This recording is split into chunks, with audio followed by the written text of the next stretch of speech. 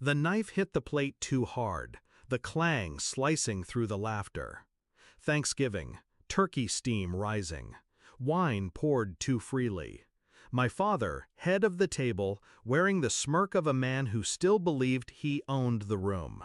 He leaned back, voice booming. "We're selling Creston. You're not in the deal." The words dropped like a hammer. My siblings chuckled, clinking glasses, a private joke. My exclusion had always been their entertainment. I smiled, calm. "Who's buying?" "Novabridge," he said, almost proud. I set my glass down, slow and deliberate. "I am Novabridge." The silence that followed was the sweetest sound of my life. Creston wasn't just land, it was legacy, a stretch of fields and timber my grandfather had built with his bare hands. I grew up walking those acres, dreaming beneath the trees, believing one day I'd carry the torch. But promises rot in a family like mine. My father dangled hope like bait, only to yank it away. My siblings learned early: mock me, dismiss me, push me aside. The lesser one, the dreamer. Still, I worked. Degrees, late nights, sacrifices.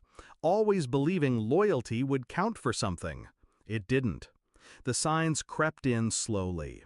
My brother's offhand remark: "Once it's sold, we're set."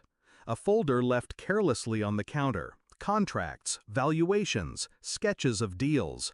My name absent. I asked my father once, carefully, "What about me?" His eyes didn't flicker. "You'll be fine." Not included, just dismissed, erased. That night I understood. To them, I wasn't family, I was dead weight. I didn't scream, I didn't beg, I calculated. If Creston was their crown, I wouldn't fight for a piece, I would take the whole.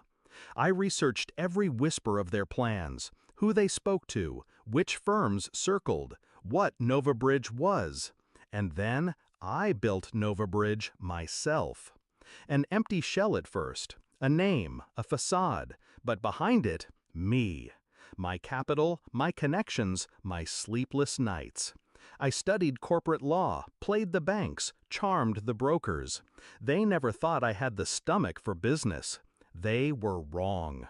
Novabridge grew teeth. When the land went quietly to market, I was already there. The broker thought he was courting a faceless firm. In reality, he was playing directly into my hand. I hired the best lawyers, disguised through layers of paperwork. My signature was buried, invisible, untraceable. The offer went in, higher than expected, cleaner than any competitor. Impossible to refuse. My father signed, thinking he was outsmarting me, thinking Novabridge was his ally. He didn't know he was signing everything over to me. I let him believe he'd won until the ink dried. And then came Thanksgiving. He raised his glass, smug. "We're selling Creston. You're not in the deal." My siblings laughed, cruel and careless. They thought it was over. I tilted my head, calm. "Who's buying?" "Novabridge," he said. I sipped my wine, savoring the pause. I am Novabridge. Forks froze midair. My brother blinked. My sister's smile cracked. My father's face drained, realization crashing in piece by piece. He opened his mouth, but no words came. The deal was done. The land was mine.